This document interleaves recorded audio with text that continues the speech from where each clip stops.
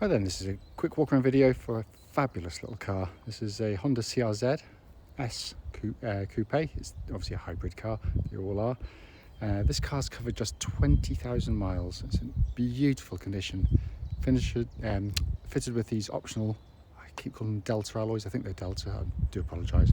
They look fantastic on the car. Finished in this really lovely grey metallic. The car is in a condition you'd expect to see on this age of mileage as well. It's beautiful. Front of the car, just such a handsome design. Lights, lenses clear and intact. Front bumper all but unmarked.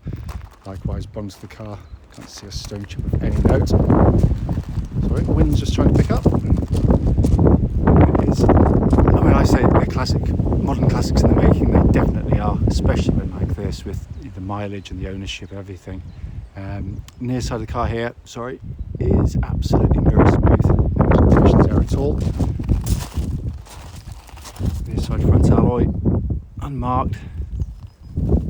I'll look at the sides, absolutely beautiful. Inside rear alloy, perfect. I did see, I said it was unmarked. I did see the world's tiniest little dimple dent. It's minuscule, but I'm going to try. Oh, there. I mean, it is. You've got to look incredibly hard to find it, but it is there. But it is microscopic. So, come on the back of the car. Again, all incredibly clean and tidy.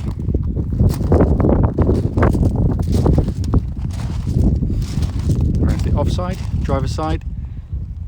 Again, absolutely stunning. Alloys again, it just looks like new in all honesty.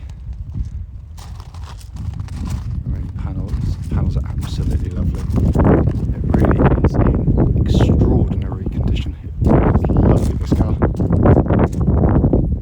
Let's come to the boot area. Big boots, even with the rear seats up. But in all honesty, as I say in all these videos, let's be honest, these are officially four-seater cars. You can forget that.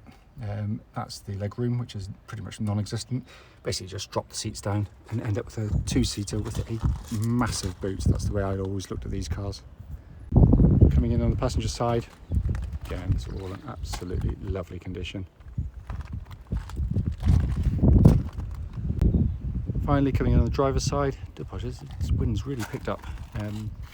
But again, all very, very clean and tidy. So inside the car now, engine's running as is always the case, so dashboard's illuminated, which looks pretty much as new. I mean, it's incredibly clean. It is such a lovely dash design. It really is absolutely fantastic.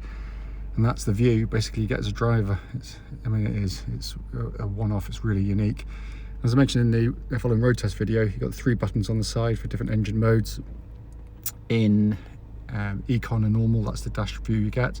Press the Sport button, it suddenly illuminates more in red. It gives you a more sporty flavour, I guess. But it is gorgeous in here. Finally, just to show you, owner's manual pack and lock wheel nut key, both here and present with the car. Right then, this is a quick road test video, and this is for a Honda CRZ. It's the S model. The car's registered EX12KNV, and this car, if I can just get back to it, it's covered just 20,856 miles. The reason we do all of our videos, and actually especially this road test section, is to ensure that if anyone's online looking at any of our cars, they can actually get to see the car we're advertising in operation. The reason we feel it's important is because, like so many people, we've been to see cars which have looked perfectly good in photographs and description, but only to get there and find out when you drive it, it's got a fundamental issue that shows up whilst driving the car. So that's why we do it.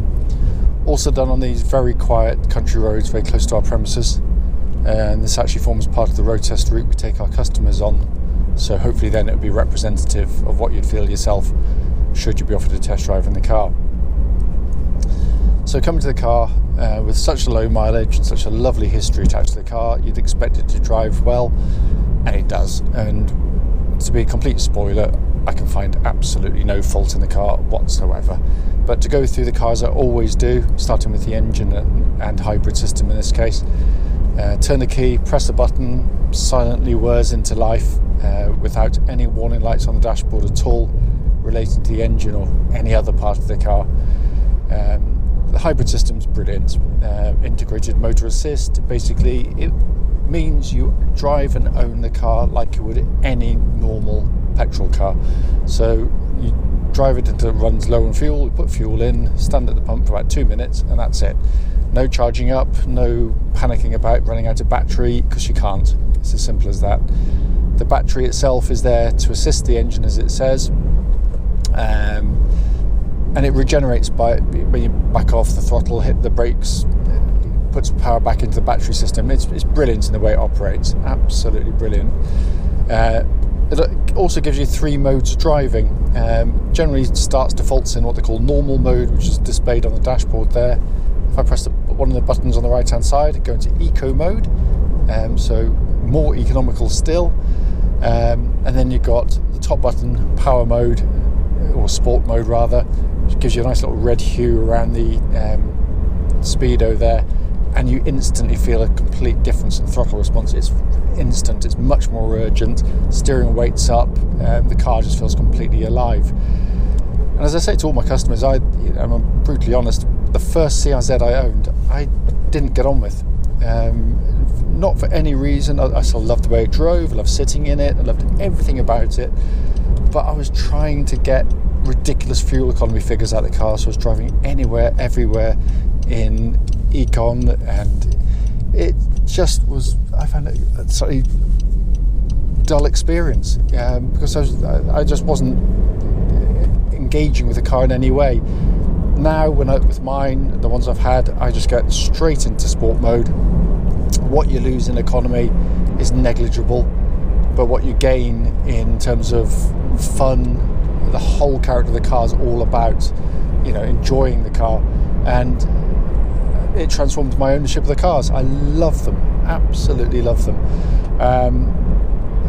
On top of which, you've got this brilliant 4-cylinder Honda engine, as is always the case. So when you put your foot down to go,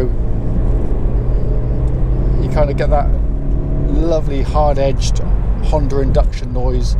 It's just a joyful engine to use. It likes to rev, as all Hondas do, but it does so with something that sort of pleases the ear when it's doing it as well.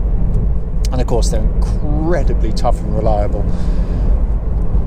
Engine then feeds them into clutch and gearbox. Again, with the mileage of the car, the clutch absolutely perfect, smooth, silent in operation, bite point's exactly where it's meant to be.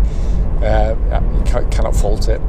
And the gearbox, one of Honda's greatest, simple as that. And I love my Hondas, and I've got a kind of a ranking for the gearboxes on cars, and I maintain that the S2000 is the best box of all, followed by the DC2 Integra for feel, and then probably this for just shift action, quality of engagement, synchro mesh. It's just a lovely gear change. Just one that you enjoy using, not fearful of using. It is absolutely brilliant. Coming to the chassis of the car, what I'm looking for on road test is any kind of clonks or rattles coming from underneath the car that shouldn't be there, which is why I talk about it on this section of road, because it is horrible. And there's none at all, absolutely none. It's as tight as a drum. Steering of the car, likewise, tracks absolutely dead straight without any vibrations at this speed or any speed up to the legal limit. But that's only half the story, because the chassis is astonishing in the car. You got steering which is pin sharp, millimetre perfect in terms of accuracy when you turn the steering wheel. You can pick your line with absolute precision. But it's also one of these power steering setups that doesn't get nervous at speed, whereas so many make you feel very sporty, but when you get at the higher levels, higher speeds rather, they can feel very kind of nervous, and it's not pleasant at all.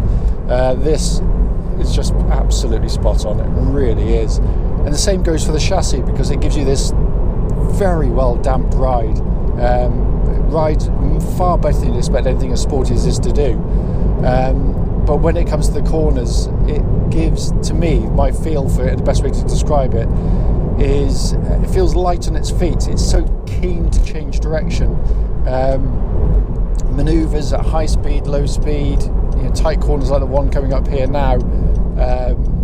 You turn in, it's just got this kind of keenness on the front end of the car to turn that reminds me so much of kind of a 80s, 90s hot hatch. Because the problem with modern hot hatches is they're all heavy, fat, detached from the steering wheel of the car in terms of the sense of feel. This one, when you go along, I'm still driving at legal speeds, but when you're turning into corners, it's just got that lovely keenness to change direction. You don't feel a lot of mass as it's trying to sort of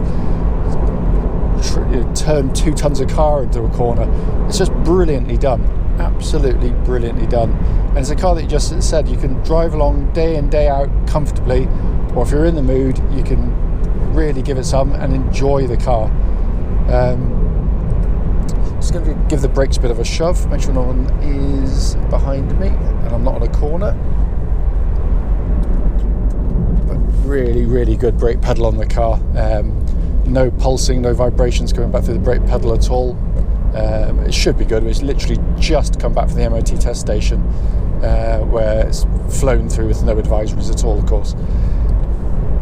And finally, to come inside, this again is just an amazing, just lovely interior. I love it. I mean, first and foremost, beautifully put together. No squeaks, no rattles. It's hard to believe I'm getting in a 10-year-old car, A, because of the condition of it, B, because of the look of it, C, because of the build quality attached to it. It just feels like I'm sat in a new car. But what a dash design. It's so fresh, even by modern standards, to sit in this. You've got this big radio, obviously all working, climate control, air conditioning pumps out lovely cold air. But then you've got this brilliant dash binnacle in front, and you feel so intimate with it. The ergonomics are brilliant because everything is within fingertip of the steering wheel. And that's very reminiscent of the S2000 actually, because they did something quite similar where it was kind of it was the same kind of on either side. You had the same sensor switches on either side, and you say it got the same with this. You got 3 for the ventilation there, you got 3 down here for the, so it's all very symmetrical, but everything works with that lovely Honda precision. It's beautifully done. And then you got this dash in front, which, as I say in the advert, it reminds me of kind of it's almost arcade-like. The graphics, the display colours, but it's interesting in a world full of dull, boring, tediously similar cars. To get in something like this, which won't be for everybody. Let's be brutally honest about it, because its practicality is awful in terms of if it's considering it as a 4-seater, which it is not. It is just a 2-seater. Forget the rear seats. You could just about squeeze someone in for a short trip. But as a 2-seater car, it's brilliant because you then have a huge boot, but you've got something, as I said, it looks fantastic, but it also works brilliantly. It's not just a gimmick, it's there for a purpose. And as I said at the start of the video, the point of it, brief as it might well be, is just to show the car in operation, and I can find no faults with it at all. It drives absolutely as new.